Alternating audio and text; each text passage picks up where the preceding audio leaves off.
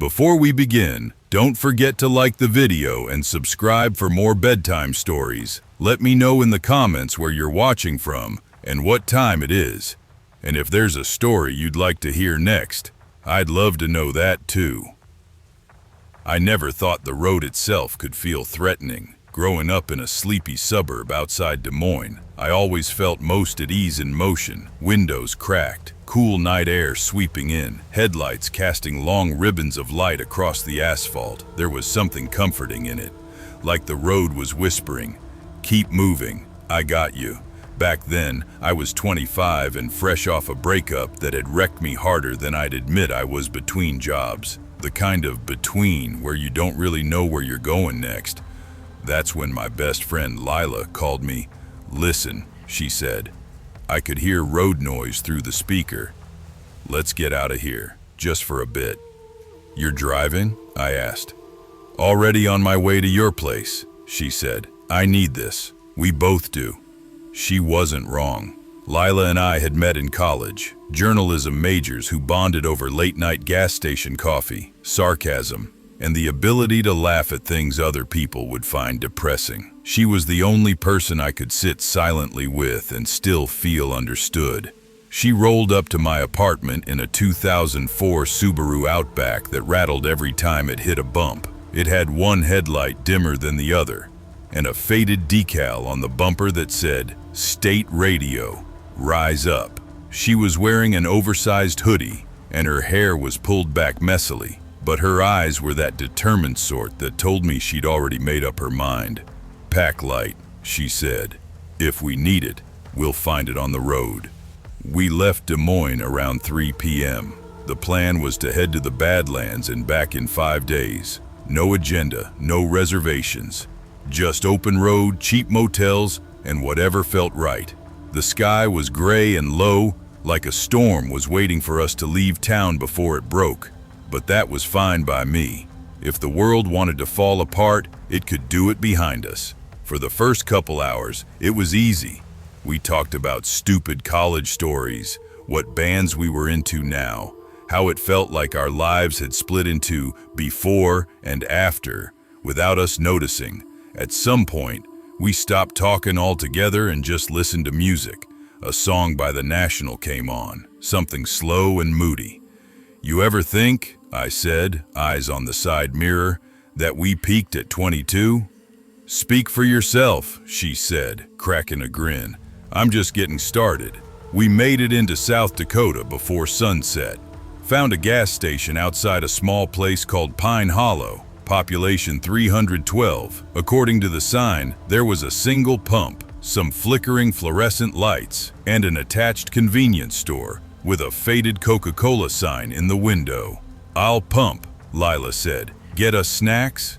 Inside, the store smelled like pine cleaner and stale coffee. A radio played softly in the corner, some country song about missing home and losing love. The guy behind the counter had a beard that was more wild than intentional, and he kept glancing up from his phone every time the door chimed. "Road trip?" he asked, as I put a couple bottles of water and a bag of pretzels on the counter.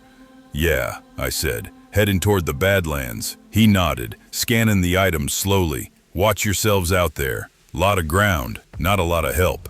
He paused, then added, "Saw a missing persons report from last week. Couple out near Devil's Gap went off the radar. Haven't heard if they found them yet." His eyes held mine longer than was comfortable, like he was waiting for my reaction. "Thanks," I said, taking the bag.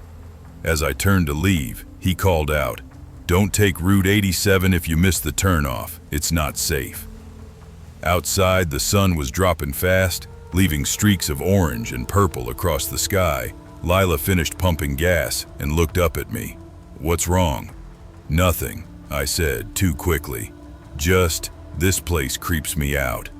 She grinned. "Perfect. That means the trip's working." We got back on the road. The GPS said 2 more hours to the motel we'd booked in Rapid City. But 10 miles out of town, the sky opened up, full-on sheets of rain hammering the windshield, the wipers barely keeping up.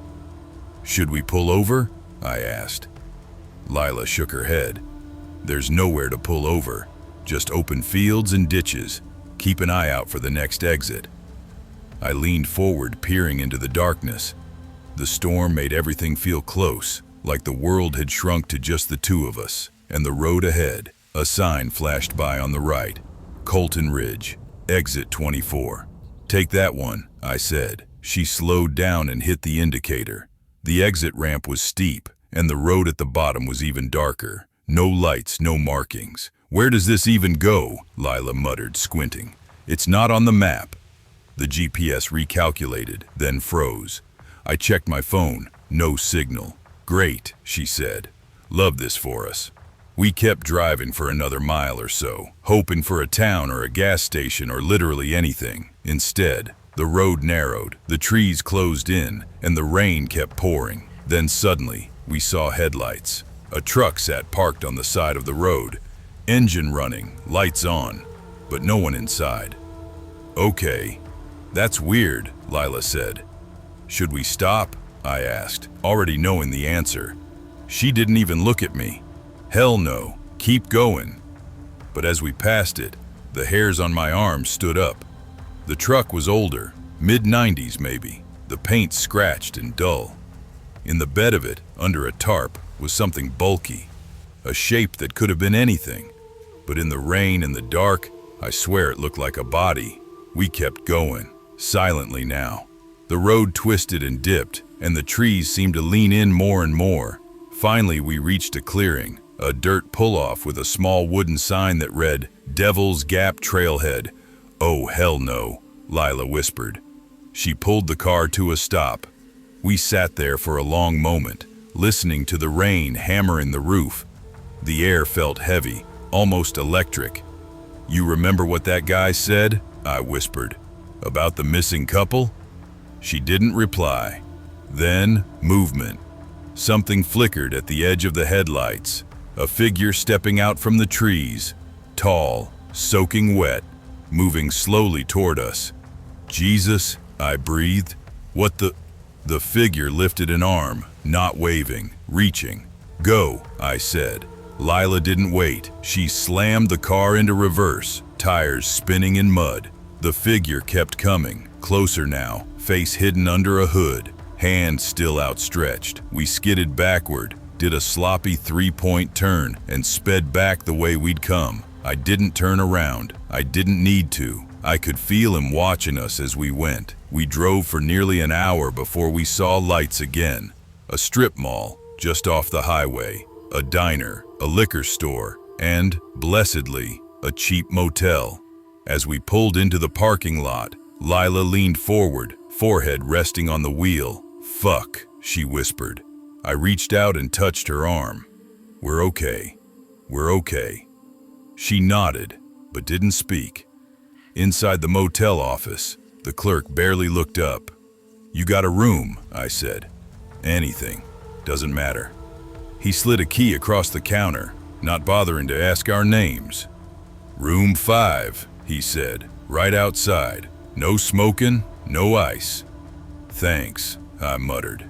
We got into the room and locked the door behind us. Lila went straight to the bathroom.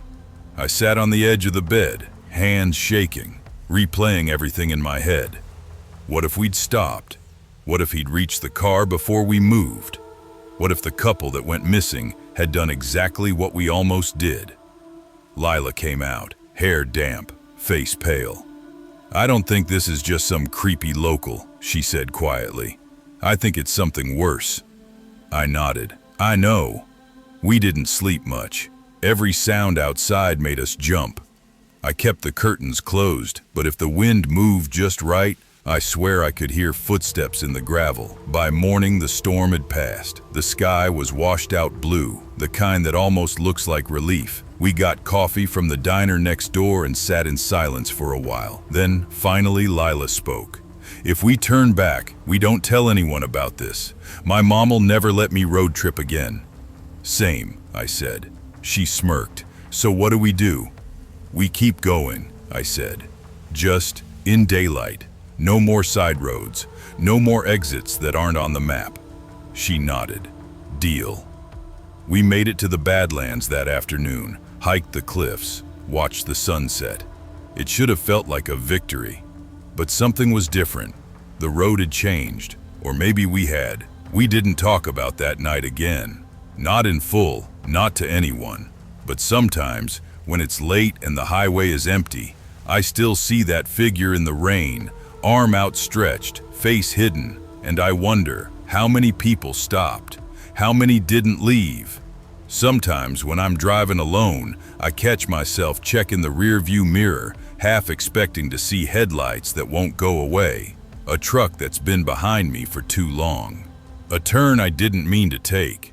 The road still calls to me, but now I listen a little closer, because out there, in the dark between places, there's something waiting, and it knows you're coming.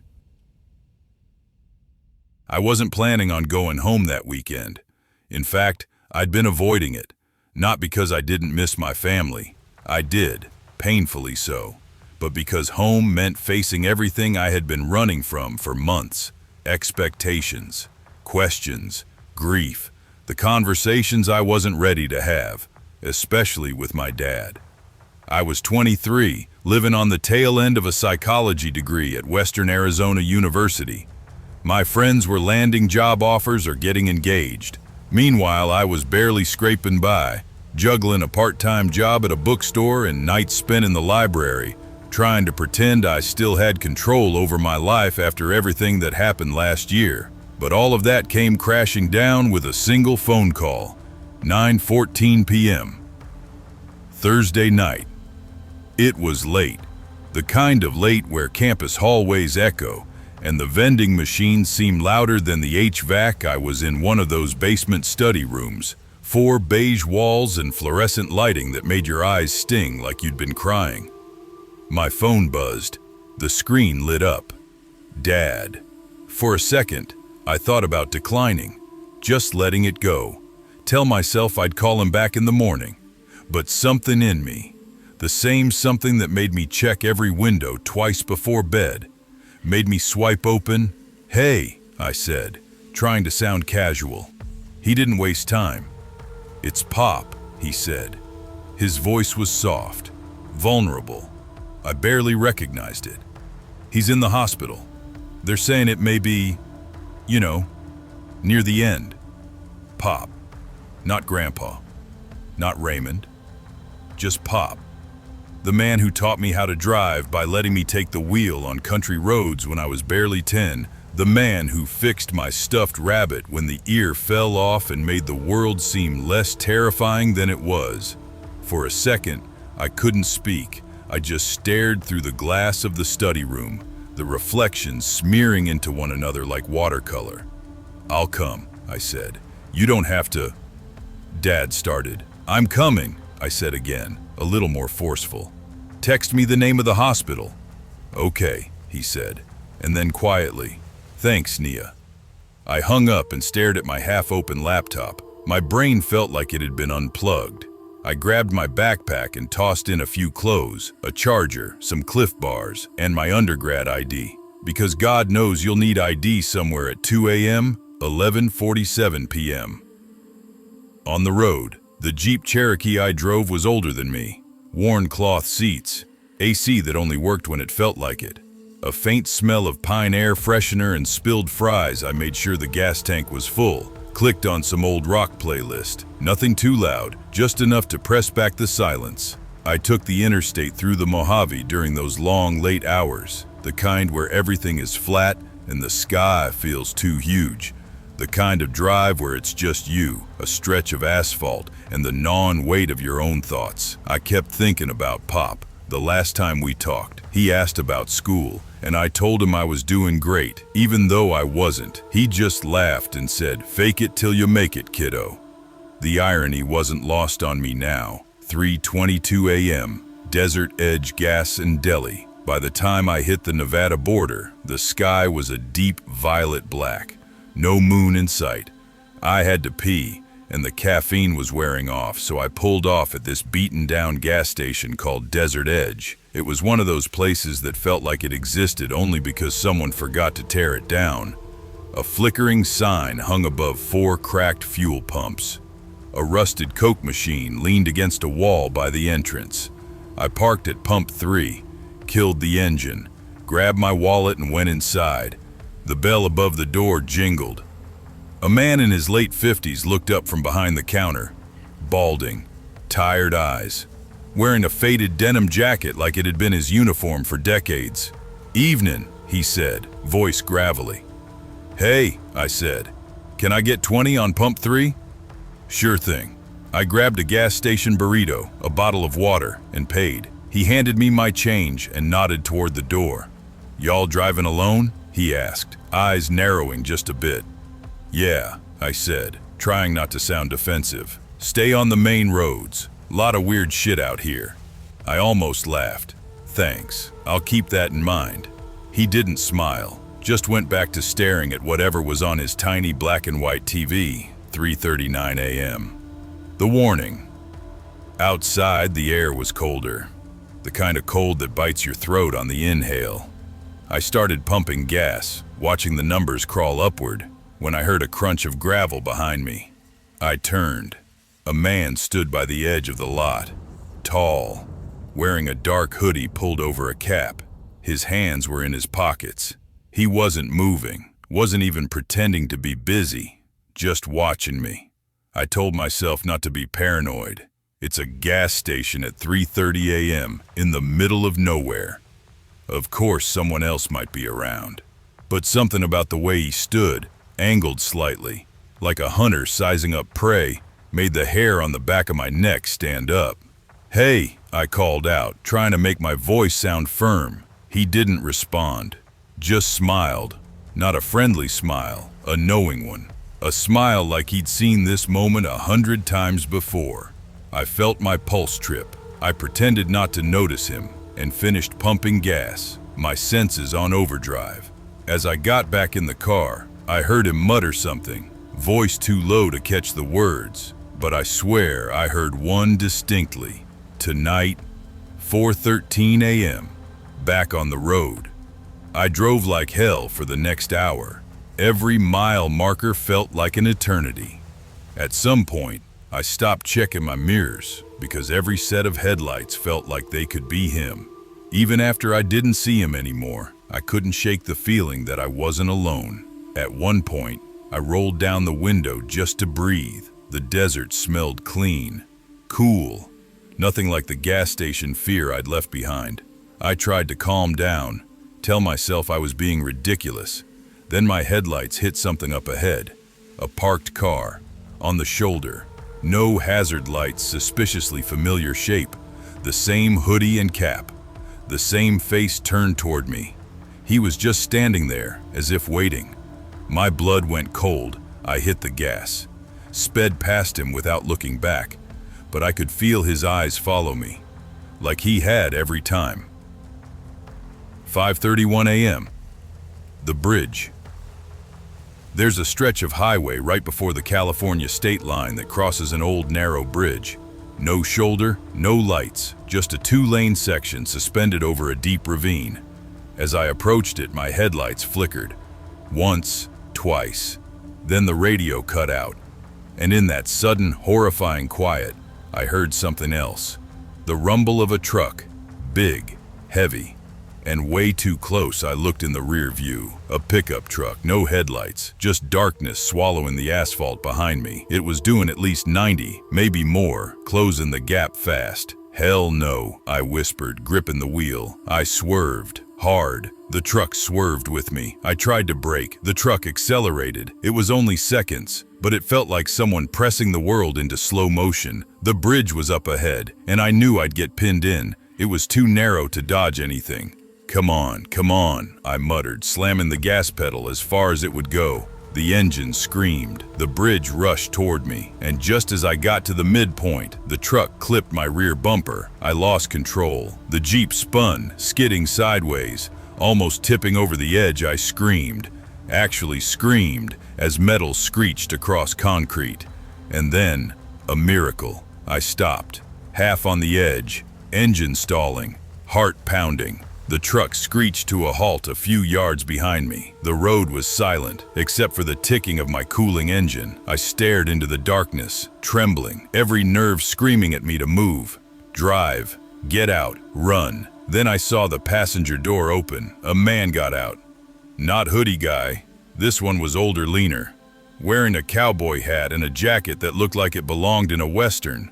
He walked toward me, slow, confident, like a man who already knew how the ending would go. He stopped just before the trunk of my car, raised his head, and I saw his face. He grinned, and his left cheek twitched. Twice. I didn't think I threw the Jeep into reverse. Tires screaming. I clipped his legs. Didn't care. I saw his body fold backward, roll, and tumble off the side of the road. I reversed another second, slammed back into drive, and floored it. The whole Jeep shuddered as it hit highway speed again.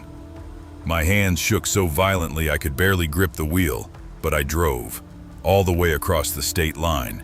Didn't stop once, didn't look back. 6:55 a.m. The hospital. When I got to the hospital, the sun was rising behind the glass facade. Dad met me in the lobby. He hugged me, and I finally felt like I could breathe again. Pop wasn't awake when I got to his room, but I held his hand, the same hand that taught me how to cast a fishing line and how to skip rocks across a pond. He woke up hours later, smiled weakly. "You made it," he whispered. "Of course I did." He squeezed my hand. "You're a fighter, always were." I wanted to tell him about the bridge, about the man, about the truck, about how scared I'd been. But instead, I just held his hand tighter. Pop passed away 2 days later, peacefully, in his sleep, sunlight streaming through the curtains. I never told anyone about what happened that night. Not Dad, not the police, not my friends. I didn't even go back to the bridge. I couldn't. But sometimes, when I'm alone and the house creaks in the wind, I see that grin again, that twitch, and I wonder how close I came to disappearing. The next month, I got a new car, a new phone, a new lock on my apartment door. But I kept one thing, Pop's fishing knife, the one he always kept sharp. Just in case, because now I believe in just in case more than ever. I never did late-night road trips alone, not until that night. At 28, I'd always been careful, overly so, some might say. I'd grown up in rural North Carolina, where you learn early that the woods don't whisper, they warn. But life has a way of putting you in places you never thought you'd go. And that night, on the road from Willow Creek to Fayetteville, I learned just how loud the past can scream when it's been buried too long at 45 p.m. The backstory: I was on my way back from Settlers Ridge, a dying little town that used to be famous for its tobacco fields and weekend flea markets. My grandmother, Louise, had lived there all her life. She'd passed the week before, and I'd gone down to gather what was left of her things: old quilts, faded photo albums, and a radio that only played gospel stations. I thought I was okay emotionally. Hadn't cried once. Told myself it was because Grandma wouldn't have wanted tears. She was a stern woman, the kind who'd tell a story with one sentence and expect you to write a novel out of it. She used to say, "If the road's quiet, son, it's either a blessing or a trap. Just don't assume it's the first one." Those words came back to me that night. 10:06 p.m. The road. The GPS had lost signal somewhere outside Hickory Flats. My phone stayed on searching, and my radio only spit out static. I wasn't surprised. These old back roads have a way of making you feel small, like the world stops having rules after dark. My rented Ford Escape was the only car for miles. Headlights swept over gravel and asphalt, and the forest pressed close on either side, thick and black. Then it started to rain. It wasn't much at first, just a light mist tapping at the windshield, but within minutes, the sky seemed to split open. Sheets of water poured down, the kind that makes you say, "Damn, didn't see that coming." Even when it's the most expected thing in the world, I slowed to 40, then 30. The road was slippery, and the rain made everything look unreal. Shapes blurred, trees leaned, shadows danced. 10:19 p.m.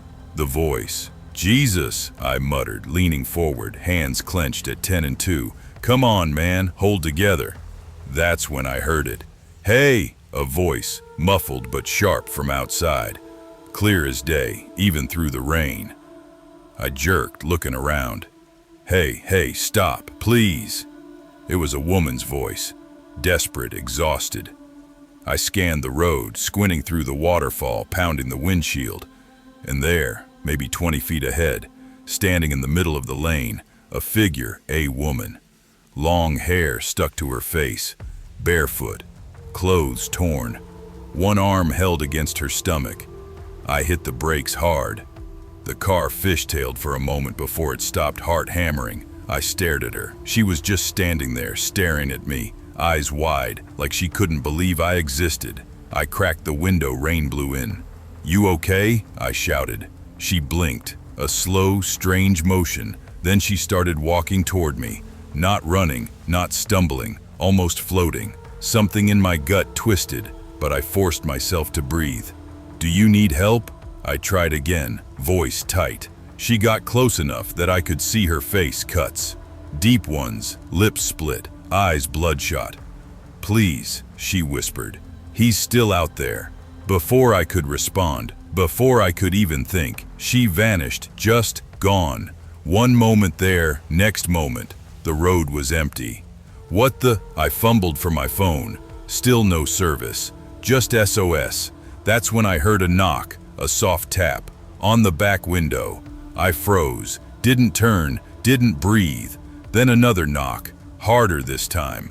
I swallowed and looked in the mirror. In the red tail light glow, I saw a handprint, streaked down the glass. 10:27 p.m. The gas station. I didn't think, just put the car in drive and punched it. The wheels spun for a second on the wet asphalt before catching, and I sped forward, gripping the wheel like it was the only thing keeping me alive. The rain was unrelenting, a curtain of chaos. I kept my eyes ahead, praying for a sign of civilization. Anything. Then, like a miracle, I saw lights. A billboard flashed once, twice, then guttered out. But beyond it, a single lamp above a rusted sign. Terry's One Stop. I pulled in beside the pump and bolted out of the car. The rain soaked me instantly, and the cold wind sliced through my shirt.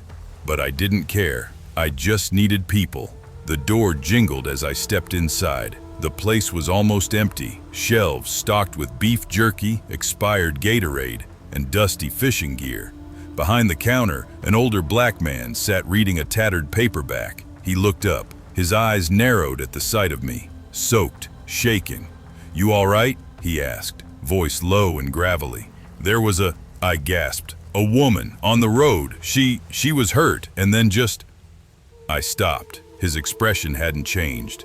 Like he'd heard this before. He folded the page corner of his book. "You saw her," he said calmly. "What?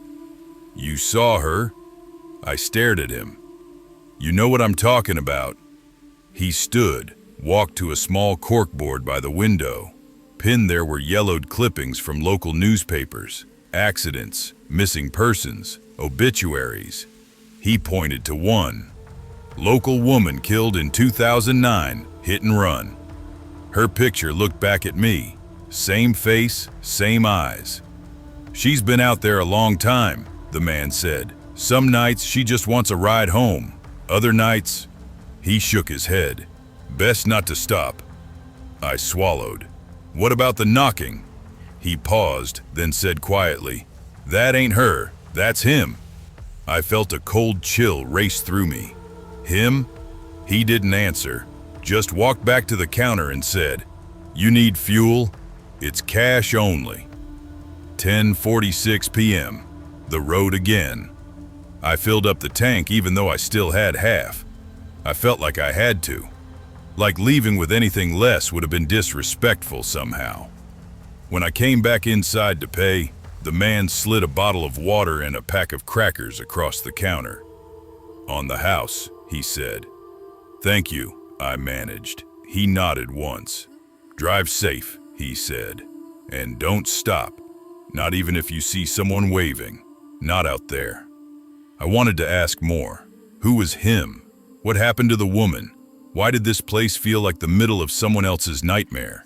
But I didn't. Sometimes, answers aren't for us. 11:02 p.m. The return back in the car, I took one last look in the mirror. The handprint was still there, faded now. As I pulled out of Terry's and back onto the road, the rain suddenly stopped. Like someone flipped a switch, the sky was clear. The moon was out, and on the radio, static resolved into a voice, soft, fragile, a woman's voice. "Thank you." I almost drove off the road. I turned it off, cranked the music up, kept driving, didn't look back, not once.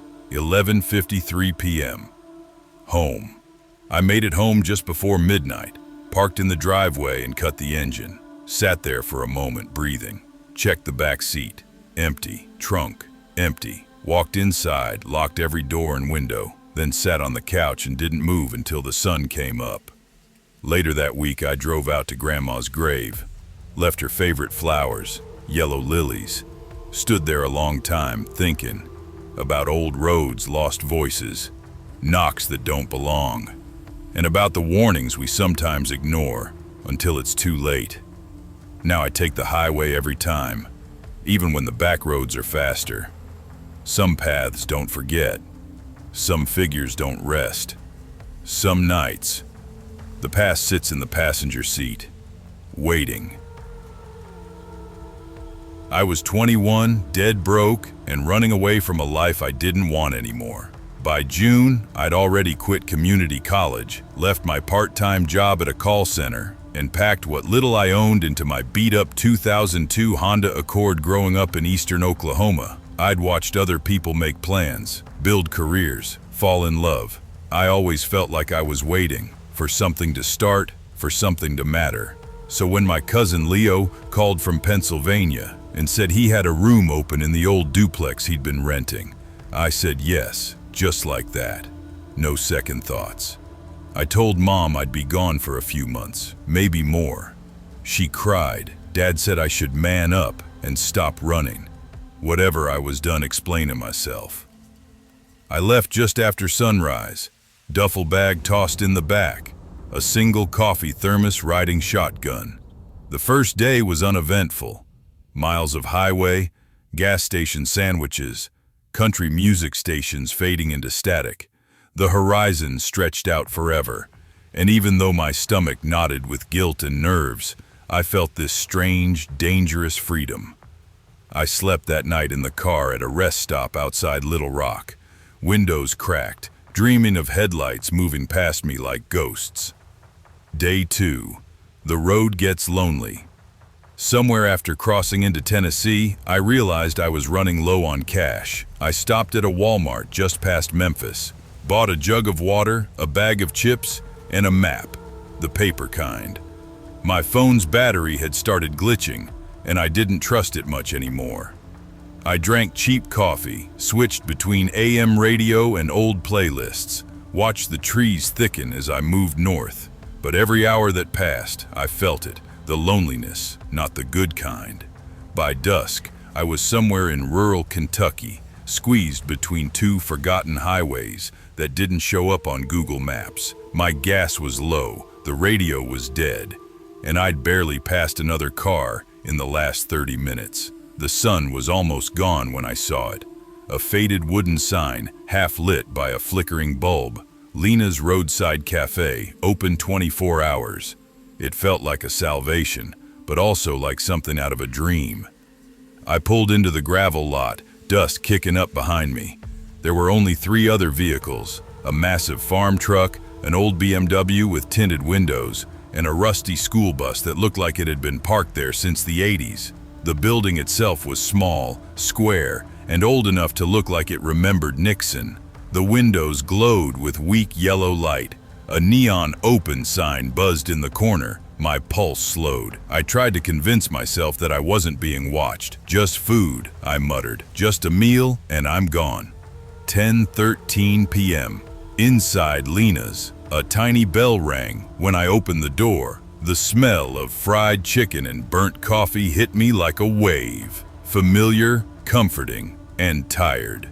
A woman behind the counter looked up. She was maybe mid-50s, with lines around her eyes and short gray hair pulled back with a pencil. Her name tag said, Glenda. "Hey there, sweetheart," she said in a voice that sounded like too many cigarettes and too little sleep. "Sit anywhere you want." I chose a booth near the window. The vinyl was cracked, the Formica table scarred by initials and coffee rings. A jukebox in the corner played something from the 70s. Fleetwood Mac, I think, though the song echoed and wavered like it wasn't sure it belonged here.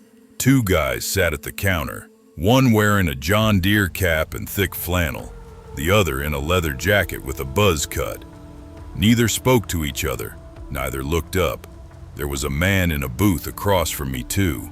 Late 30s, black hoodie, earbuds in, staring at a blank spot on the wall. I opened the menu. Everything was fried or grilled. I ordered the plate with chicken, fries, and cornbread. My stomach growled like it hadn't eaten in days. Glenda brought me water and said, "Long drive?" "Yeah," I said. "Headed to Pennsylvania." She paused. "You should be careful heading north. At night roads get rough.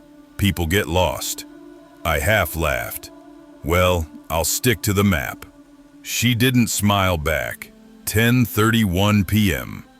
The stranger walks. In the bell over the door jingled again. Everyone in the diner froze. A man stepped in, tall, wearing a tattered denim coat and a faded baseball cap pulled low. His boots made no sound on the tile. He didn't look up, didn't acknowledge anyone. He walked straight to the booth next to mine and sat down.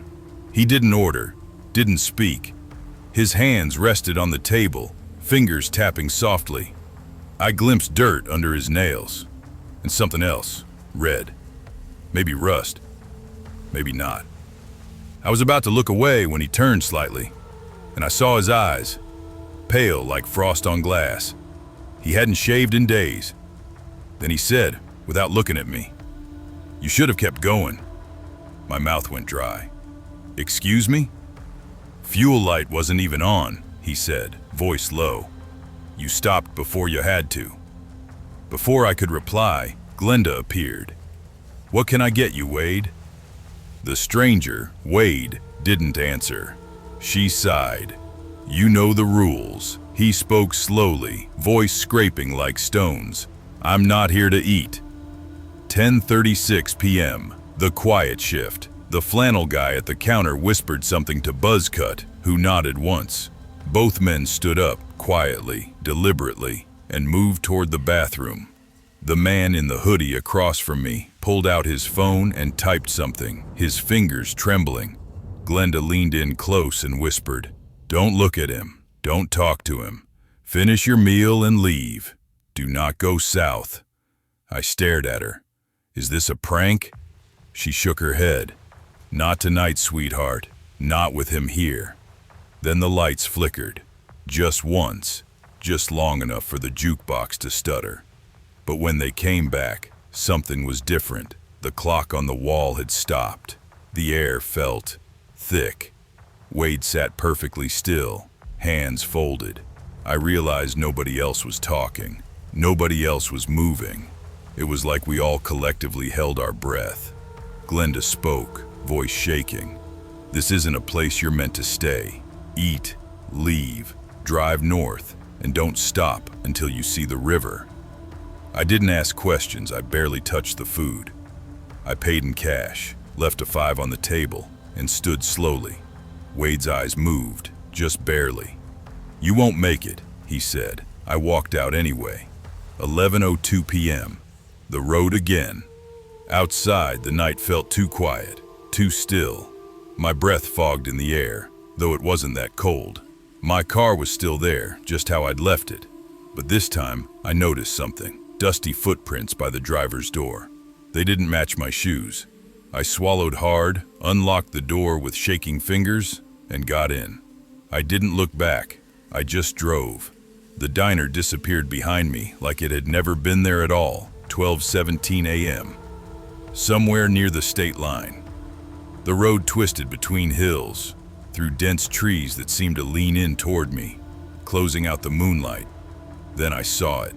A pair of headlights coming up behind me. Too fast.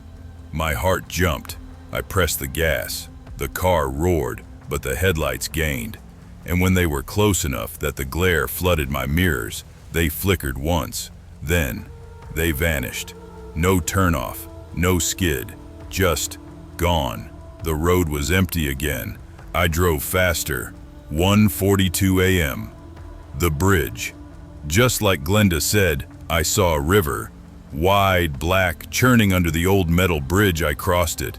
And only when I hit the other side did my chest loosen enough to breathe. The gas light came on. I didn't care. I kept driving. 3 days later, I made it to Leo's place in Lancaster. He asked me why I looked like I hadn't slept in a year. I told him I was just tired, just needed a shower, a meal, a job, a life. I told him I was ready to stop running.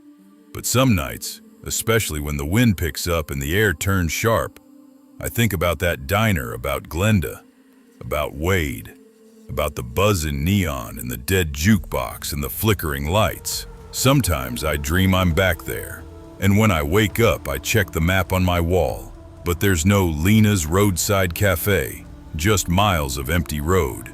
And I wonder, what if I hadn't left in time? What if I stopped again, just once more?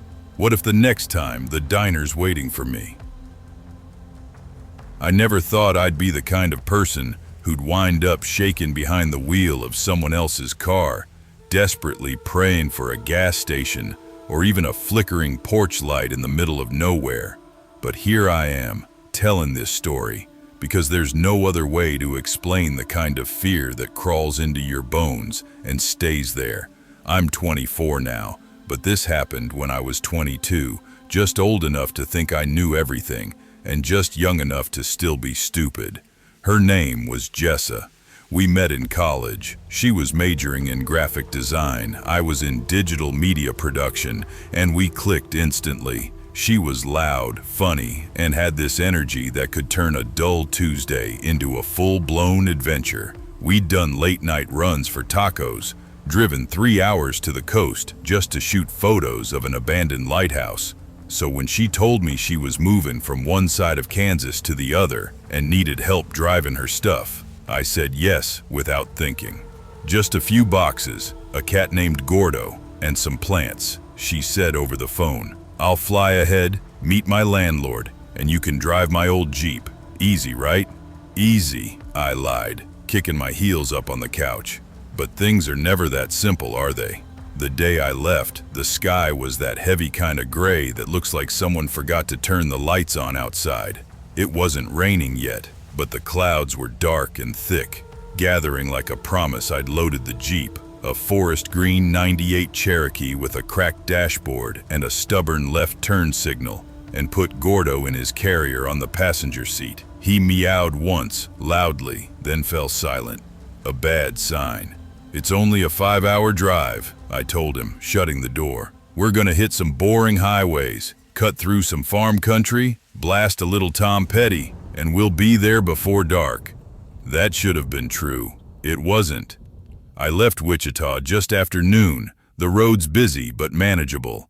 Once I got out into the open, the lanes stretched for miles, flat and endless. The kind of scenery that makes you feel both incredibly free and deeply, painfully alone. About an hour in, somewhere near Newton, the radio cut out, not static, just silence. No matter what station I tried, it didn't catch. Great, I muttered. Just me and you, Gordo. You better have some good stories. He blinked at me. The poor guy always looked unimpressed. I checked the GPS. It said I had about 3 hours left. The Jeep rattled a little as I drove over a patch of uneven asphalt. The sky dimmed some more. I could feel that uneasy shift in the air, like the kind that always comes before a storm. By the time I saw the sign for Wilford County, the sky had split open, a sudden downpour. Not a gentle rain, but a hammering, pelting storm. The windshield wipers creaked and squeaked, doing almost nothing to clear my vision. I slowed down, leaning forward, squinting for road markings. "You gotta be kidding me," I said, gripping the wheel tight. The GPS blinked out. No signal. I was officially on my own. The road narrowed as I went deeper into the countryside. The edges were lined with thick brush and trees, their branches heavy from the rain, drooping over the road like arms reaching down. I tried calling Jessa, but my phone lost its bars too, dead as the radio. The fear wasn't full-fledged yet, but it was there, simmering quietly under my ribcage. The kind that whispers, "Hey, maybe you should turn around." But there was nowhere to turn around.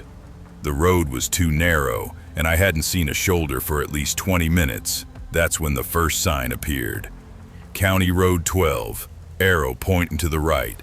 I slowed down, even though I could barely read the muddy white lettering. It wasn't on the GPS's original route, but at least it was something.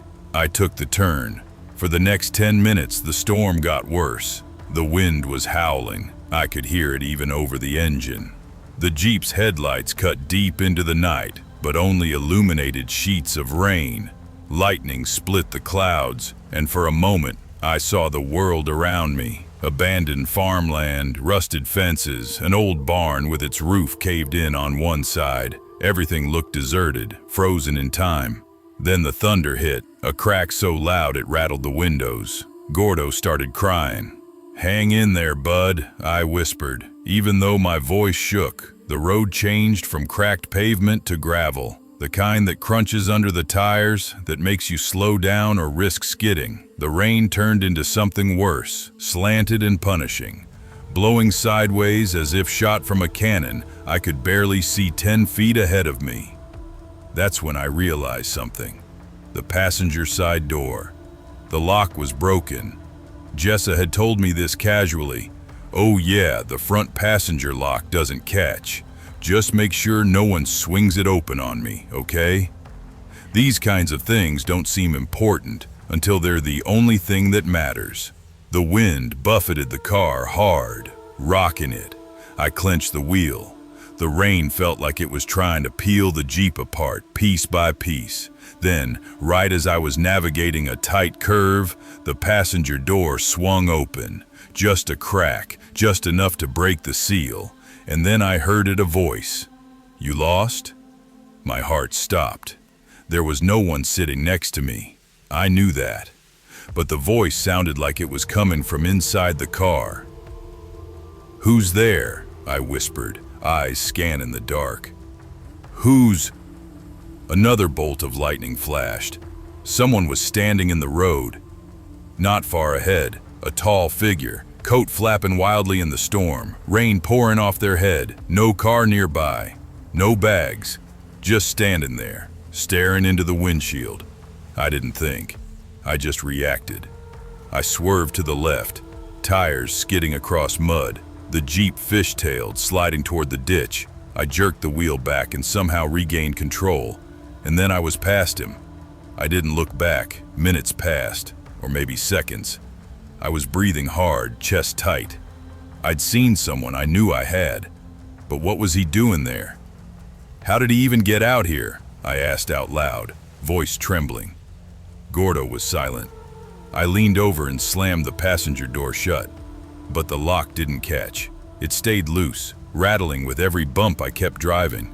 I didn't know what else to do, but then I saw another sign, a metal sign bent in half buried in muck. Delaney Grove, 3 miles. Finally, a town, people, light. I pressed the accelerator harder. The road curved again, sharper this time, and there he was, same man, just standing there, only this time closer. I slammed on the brakes, tires screeching. The Jeep slid, mud splashing up against the doors. I sat there, breathless, staring into the rain. The man didn't move, didn't speak, just stared. Then slowly, he raised his hand and pointed at me. The wind shoved against the Jeep again, and the passenger door swung open, wide this time. Water sprayed onto the seat, chilling my arm. Get the hell out of here," I whispered. I didn't know if I was talking to him or myself. I floored it. The Jeep roared forward, engine whining, and this time I didn't look back. I don't remember the next few miles. Everything blurred together. I just kept thinking, drive, don't stop, don't you dare stop. The wind screamed. The rain pounded. My heart raced so hard I thought it might tear itself apart, and then, suddenly, the road was paved again. Clean, smooth. A streetlight glowed in the distance, then another, then a sign. "Welcome to Delaney Grove population, 412. I slowed down, hands still shaking, eyes darting everywhere for signs of him. There were houses, driveways, a corner store, a water tower looming over a field. Civilization. I pulled into the parking lot of a diner. Lights still on. Neon open sign glowing faintly. I parked crooked. Didn't care. When I got out, my legs almost buckled. I ran inside, soaked to the bone. There were two people in the diner, a waitress and a trucker sipping coffee. The waitress looked up, brows furrowed. "Hon, are you okay?" I need to use your phone," I managed. "Please, I need to call someone." She handed it over without hesitation. I dialed Jess's number, fingers shaking. She picked up on the second ring. "Hey, where are you? You're late." I opened my mouth and burst into tears. I told her everything the next morning. Not everything. I left out the part where I saw a shadow in the passenger mirror, standing dead center in the road, watching silent, waiting. I can still hear the wind pushing that door open. Sometimes at night, I dream of rain, of gravel, of a voice saying, "You lost?" I wake up gasping every time. And the worst part, there's no record of Delaney Grove. Lots of groves, lots of Delaneys, but no Delaney Grove in Wilford County, or anywhere near there. I wasn't planning on heading home that weekend. Not because I didn't miss anyone. I did, with a weight I didn't know how to carry. But because home meant choices. It meant conversations I'd built walls around, stitched shut, and tried to bury beneath time. My name's Jenna Reyes. I'm 23, a senior at Ridgeline State University in southern Idaho, living off caffeine and pretzel sticks, trying to finish my double major before I completely burn out. Home was Saguaro Pines, Arizona, a dusty desert town tucked somewhere between the saguaro forests and the horizon, the kind of place most people forget, unless a wildfire threatens it. For 3 years, I'd managed to balance both worlds, the one I built and the one I left behind. But that changed. On a Thursday night in late September, I was at my desk, papers scattered like fallen leaves, when my phone buzzed. Mom. We weren't the type of family that called late unless it mattered. So I answered, heart already pounding. "Jenna, it's your Uncle Gus," she said, voice tight, cracked at the edges. "He had another stroke. Doc says it's bad. You should come home." Uncle Gus, the one who taught me to drive, who sat with me for hours when I was too sad to sleep after Dad died, the one who always had cold Coke in glass bottles and a bad joke ready to cheer me up. I didn't think. I didn't plan. "I'll leave now," I said, and I did. 11:43 p.m. Leaving the apartment, I threw clothes in a backpack, grabbed my phone charger, a half-empty bag of sunflower seeds, and my car keys. The only thing I hesitated on was the little Smith & Wesson in the shoebox under my bed, a birthday gift from my late father, one I'd never actually needed to use, but always kept close. Idaho allowed it. Not so much Arizona, but this wasn't that kind of trip, right? I got into my 2010 Subaru Outback, not pretty, but reliable, and hit the road. Highway 84 was empty as a promise broken in the dark. Only the distant hum of semi-trucks kept me company. I turned on NPR, hoping to drown my thoughts in political nonsense. It didn't help. By 2 a.m., I was in southern Idaho, the desert opening up around me like a dry, endless sea. The landscape started to look familiar. Too familiar. I hated how the night folded over itself here, how the stars seemed sharper, but the darkness thicker. I kept driving. 3:58 a.m., the Oasis stop. There's a spot just north of the Arizona border, a final pit stop before a long 100-mile stretch into nothing, the Oasis travel stop. You can't miss it. Glowing neon, open 24 hours sign that flickers like it's breathing, a tiny diner with 3 bar stools and 6 gas pumps lit up with dying fluorescent lights. I'd stopped there a dozen times growing up. Back then, they sold freeze pops and dusty postcards of places that never looked that nice in person. This time, the place seemed older, tired, like the building knew it was the last line of light before the desert swallowed everything. The clock on my dashboard read 3:58 a.m. I pulled in anyway, pumped 2, filled the tank, kept the engine running. Inside, the air was colder than outside, stale with the smell of burnt coffee and floor cleaner. Behind the counter sat someone I'd never seen before, a heavy-set guy with pale skin, a growly gray beard, and a faded staff patch half sewn onto his shirt. He glanced up, eyes like fog and smoke.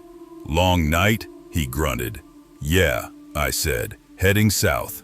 "Saguaro Pines?" he asked. "You look like that kinda tired."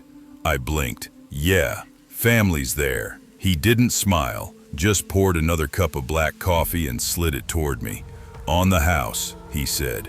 "Road's dead this time of night. You keep your eyes open." I thanked him, grabbed a pack of beef jerky, and patted my pocket on instinct, reassuring myself the gun was still there. He didn't miss it. His eyes flicked down, then back up. "We've been getting weird shit lately," he said quietly. "Couple missing hikers. A trucker found his rig abandoned in the wash last week. Keep your doors locked. No lie." I nodded, throat suddenly dry. Paid him, turned to leave. "Hey," he said behind me. "Something follows people out here. You see anything strange, keep driving. Don't stop for anyone." I stared at him. "Like what?" He just shook his head. "Doesn't matter. Just don't stop." 4:21 a.m. The road. The sky was starting to lighten at the edges. That bluish gray that looks like dawn is trying to remember how to be day. I rolled the windows down. The air was cool, still. The desert smelled like dust, memory, and wild sage. And then, somewhere along the open stretch of Route 95, it happened, a silhouette, in the road. At first I thought it was a coyote. Then I thought maybe a person. Lost. Hurt. Slowly, I eased closer. It was a woman. Long hair whipping in the wind, wearing a dark shirt and jeans. Standing in the middle of the road, facing away from me, arms at her sides, I slowed. Heart pounding, rolled the window halfway down. "Hey, you okay?" No movement. I inched closer. "Ma'am, you need help?" Still nothing. For 1 second, I wondered if I'd imagined her, if she were some trick of distance and exhaustion. Then she turned her head, just her head, ever so slightly. Her face was pale in the dawn shadow. Too pale. And when she opened her mouth, I didn't hear a voice. I heard a scream. Except, she didn't move, she didn't breathe. The scream sounded like it was inside my skull. I floored it. My wheels spun gravel and burned rubber. I didn't look back. 4:35 a.m. The radio cuts out 20 miles southeast. My playlist cut off. The screen flickered, fuzzed. SKRRRTTTTTHHHHH static clawed its way through the speakers. I glanced down. The display said no signal. Then for half a heartbeat, the screen flashed. Turn back. I swerved, hit the brakes. The car skidded, tossed up dust. My pulse was an earthquake. I stared at the radio like it was alive, and then it shut off completely. 4:42 a.m. Dust and silence. I pulled to the side of the road. Breathing too fast, my phone had no signal. The sky was almost bright now. Morning creeping over the horizon like someone lifting a veil.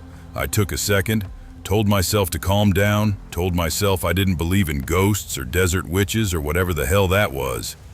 "Get it together, Jenna," I muttered. "You gotta make it home for Gus." I started the engine again. The road was clear. I drove. 5:12 a.m. The Mopar out of nowhere, in my rearview mirror, I saw it, a car. Old Mopar. Gray, flat, angry front, headlights like hollow eyes. I hadn't passed it. It hadn't passed me. But now, it was behind me close. I sped up. It kept pace. I pushed past 70, then 80. It stayed there. Too close. Tailgating me through the middle of nowhere. "Fuck," I whispered. Sweat trickled down my spine. The gas pedal was already almost floored. I pulled to the right. It pulled to the right. I swerved across the yellow line. It swerved with me. Then it honked. Long, sharp, aggressive. A sound that wasn't a warning, but a challenge. I couldn't see the driver. Just shadow. Movement, wrongness. My hands shook. My breath caught. I remembered what the man at Oasis had said. Something follows people out here. I didn't stop. I didn't slow. I didn't let it win. 5:38 a.m. The turn, I took an exit I didn't recognize. The Mopar stayed behind for 3 miles, then faded back, drifting like smoke. The road was cracked, narrow. Dust rose behind me in long trails. I followed the map until the road dead-ended at a wash, dry now, but shaped like every monsoon storm had punished it in the past. My GPS was dead. No signs. No cell signal. Okay.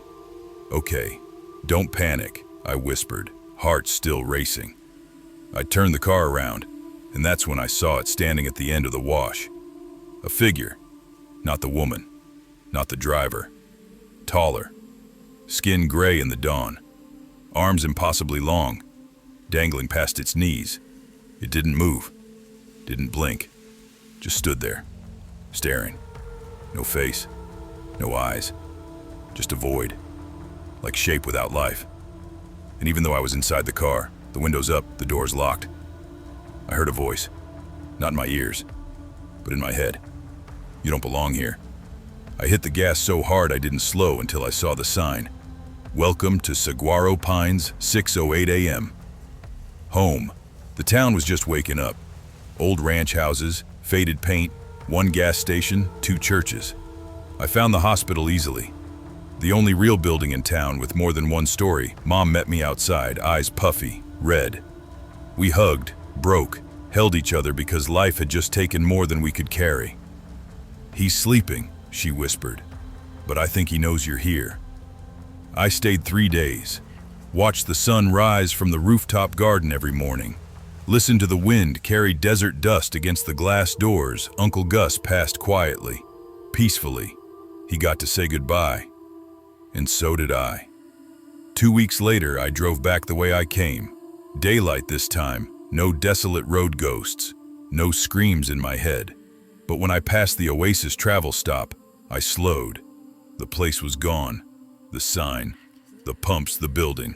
Just dust and old tire tracks. I pulled over, stepped out, looked around. Nothing. But when I got back in the car, I noticed something on my dashboard, a postcard. Old, faded, already cracked at the corners. A picture of a sunrise over dry land. No stamp, no address, no signature. Just 3 words written on the back in shaky handwriting. "Keep going, kid." I never thought the open road could turn on me. Not after all the miles I'd logged over the years. Not after all the times I found peace under the hum of tires and the blur of highway signs. But that summer, it changed everything. I was 27, broke but stubbornly independent. 3 years out of college with a degree I didn't use and a job I wasn't sure I wanted. I'd been living in Chicago, barely scraping by, trying to pretend that every overdue rent notice wasn't a countdown. That was when my best friend Vera called me one Thursday night. "You ever just feel like everything's about to suffocate you?" Her voice cracked a little, but she wasn't crying. Not yet. I leaned against the wall of my one-room apartment, staring at cracked paint. "Every damn day," I told her, half laughing. "Let's go," she said. "Road trip. For real. I have next week off. We can just get in the car and go anywhere." I didn't need convincing. My boss owed me vacation time. My bank account could survive ramen-level survival. I sighed. "Where?"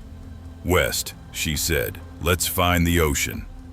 Day 1. Peoria. The plan. We met up in Peoria, Illinois, halfway between us. Vera rolled up in her dad's old black Ford Focus, a two-door with a dented hood and a bumper sticker that read, "Don't make me honk in anger." I loaded my backpack into the trunk, slid into the passenger seat, and grinned. "So, we doing this?"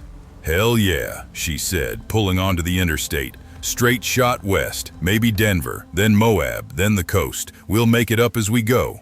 We were 27 and 28, with no real obligations and too much restlessness. We blasted Paramore and Hosier, shoved pretzels in our mouths, and drove with the windows down. We were free. By sunset that night, we crossed into Nebraska. Skinny windmills spun in the distance, and the sky burned pink and gold.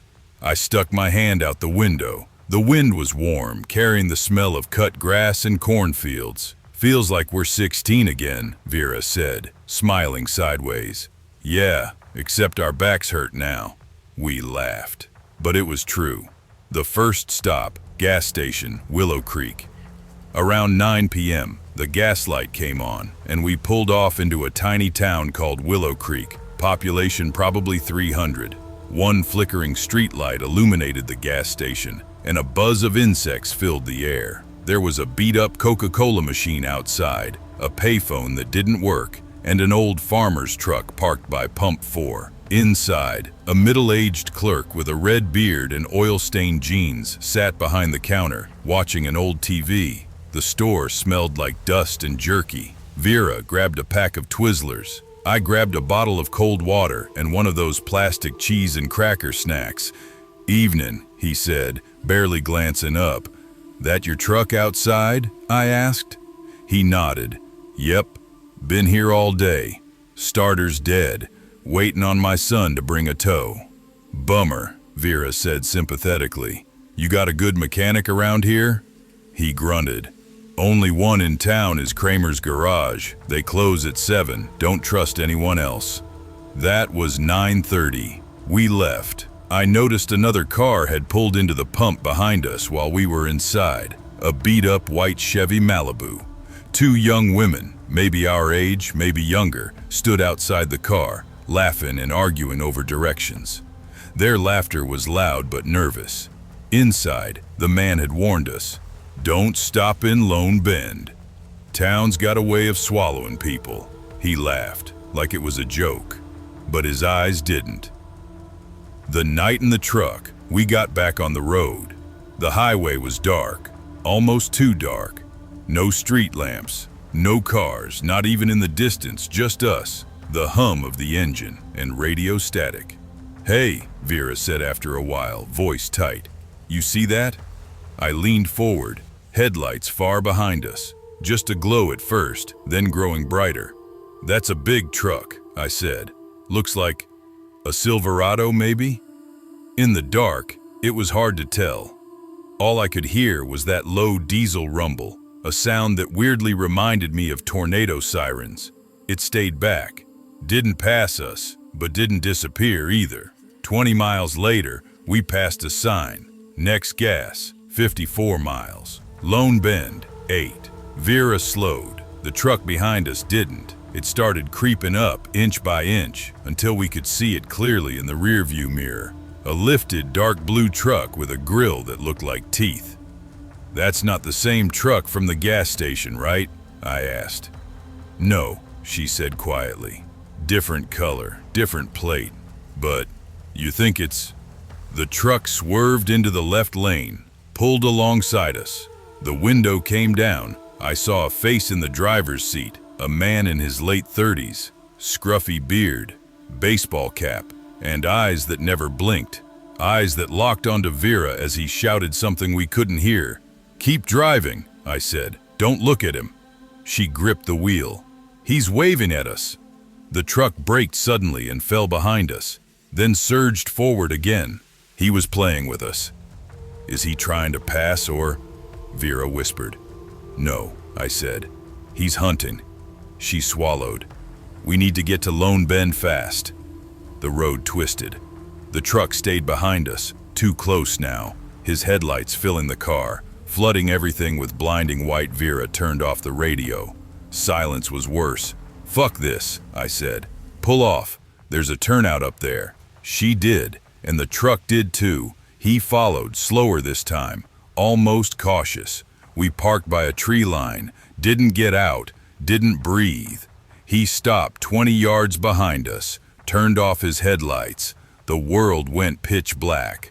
The call. I grabbed my phone. 911, what's your emergency?